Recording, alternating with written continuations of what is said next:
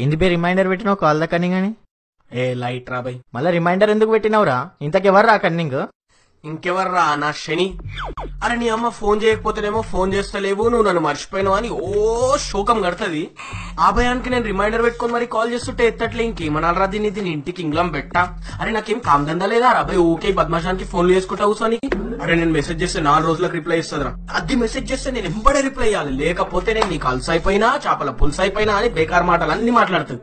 అరే నాకు ఎప్పుడన్నా లైఫ్ లో ఏదో కష్టం వచ్చి ఎవరితో చెప్పుకోవాలో తెలియక ఇంట్లోతో చెప్పుకోలేక దీంతో షేర్ చేసుకుందామని ఇంత పెద్ద మెసేజ్ టైప్ చేసి పెడితే ఇది ఇచ్చే రిప్లై ఏదో తెలుసారా?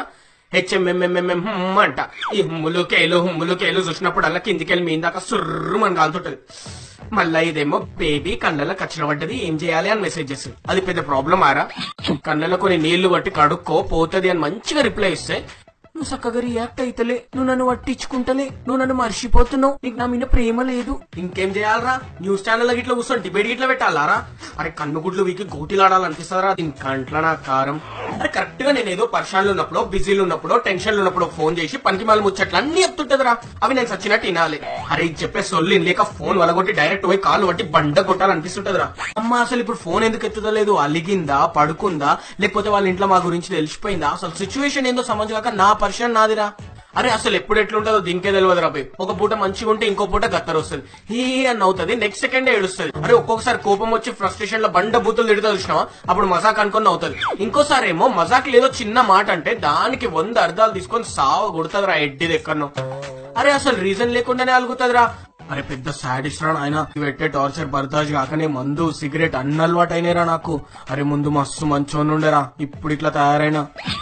అరే ఒక సెల్ఫీ దిగుదాం ఫేస్బుక్ లో పెడతా అంటే అమ్మో మా అయ్య చూస్తాడు, మా అన్న చూస్తాడు, పక్కింటోడు చూస్తాడు, దూరం చుట్టాలు చూస్తారని నిలుగుతుంది. నెక్స్ట్ డే ఇది అలా దోస్తుగాంతోన ఈయ నిగిలబట్టి ఫోటో దిగి పెడతదిరా. అరే అమ్మ తోడేసి చెప్తున్నా, నాకేం అనుమానాలు లేవురా. జస్ట్ క్యాజువల్ గా ఎవడు వాడు, నీ ఫ్రెండా అని అడుగుతా. ఇప్పుడు సపోజ్ నువ్వైనా నాకు తెలియనంతో ఎవరితో నన్ను ఫోటో దిగి పెట్టినావంటే నేను అడుగుతా కదరా ఎవడరా వాడు అని.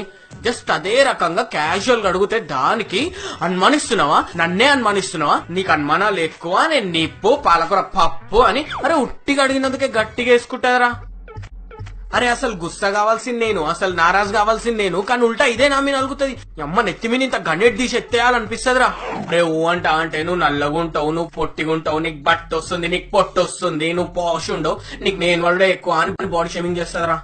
ఇది ఏమన్నా పద్మావతిలో దీపిక అనుకుంటుందా, లేకపోతే బాగమతిలో అనుష్క అనుకుంటుందా? అరే అస్సలు సంగతి చెప్తిన్రా, 3 రోజులకు ఒకసారి స్నానం చేస్తారా ఇది. ఇక మేకప్ అయితే నీ తల్లి పూసిందే ఉషుడు. ఎప్పుడన్నా ముద్దు పెడితే అప్పుడే సున్నం వేసిన కొత్త గోడకు ముద్దు పెట్టిన ఫీలింగ్ వస్తుందిరా. ముద్దంటే మూతి మీద కాదురా, మహబూబ్ నగర్ చెంప మీదనే. ఇక హెయిర్ స్టైల్ అయితే వారానికో స్టైల్ మారుస్తుంది.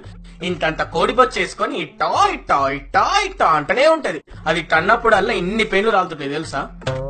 పైన పాష్ కనబడుతుంది కానీ పనులన్నీ పాస్ పట్టిపోయి ఉంటాయిరా.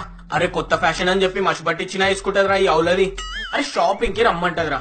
దిమాక్ ఉన్నోడు ఎవడన్నా షాపింగ్ కి పోతాడు అరే గర్ల్ ఫ్రెండ్ తోటి.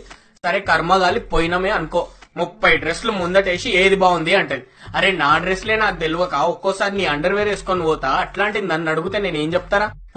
సరే ఇక ఈ బేజారంతా మనకెందుకు అని నేను రాను అన్నాను అనుకో, కథం ఇక అదేదో ఎపిక్ డైలాగ్ ఉంటదిరా. పడక ముందు నువ్వు నా వెనకాల కుక్క లెక్క తిరిగినావు, పడ్డాక నన్ను అసలు తెక్కలేవు అని. ఏందిరా ఇది? అరే ఫర్ ఎగ్జాంపుల్ నువ్వు ఫీల్డింగ్ చేస్తున్నావు అనుకోరా, బాల్ దొరికేంత వరకే బాల్ వెనకాల ఉరుకుతావు గానీ బాల్ దొరికినాక కూడా ఉరుకుతావారా? నువ్వు బస్ మిస్ అయినావు అనుకోరా, బస్ దొరికేంత వరకే బస్ వెనకాల ఉరుకుతావు గానీ దొరికినాక కూడా ఉరుకుతావారా? పడక ముందు వాళ్ళు మనం ముందటున్నట్టు, అందుకని మనం వాళ్ళ వెనకాల ఉరుకుతాం. పడ్డాక వాళ్ళు మన పక్కన ఉన్నట్టు, పక్కన పెట్టుకుని వెనకాల ఎందుకు ఉరుకుతాం రా? లాజిక్ ఉందా రా దీని మాటలలో? లక్కోరు ముఖం దగ్గరను. అరే నేను ఏడున్నా, ఏం చేస్తున్నా, ఏం బిక్తున్నా, ఏం తింటున్నా, ఇచ్చకాయలు పుచ్చకాయలు అన్ని కావాలరా దీనికి. అరే ఇంట్లో మా అయ్య పోరు కూడా లేదు కానీ దీని పోరు ఎక్కువైపోతుందిరా నాకు. అరే ఒక ఆడపిల్ల వచ్చి అడ్రస్ అడిగినా కూడా ఓర్వదరా ఇది. ఇక ఎప్పుడన్నా నేను జ్ఞానోదయం కోసం దోస్తులతో కలిసి గిట్లా పోయినా అనుకో, కథం నేను ఆడ ఏం కథలు పడుతున్నానో అని ఇది ఈడ గిలగిలగిలగిలగిల కొట్టుకదొస్తుంది. అదైతే ఆ హీరో బాగుంటాడు, ఈ హీరో బాగుంటాడు, వాడు తెల్లగా ఉంటాడు, వీడి హైట్ ఉంటాడు అనొచ్చు. నేను గిట్లా గల్తీలా ఒక పిల్ల మంచిగా ఉందంటే కథమిగా నువ్వు పెద్ద ఫ్లర్ట్ వి, నువ్వు ప్లే బాయ్ వి, నువ్వు కామందువి, నువ్వు రేపిస్ట్ వి. ఏంద్రా నాకు ఈ లొల్లి?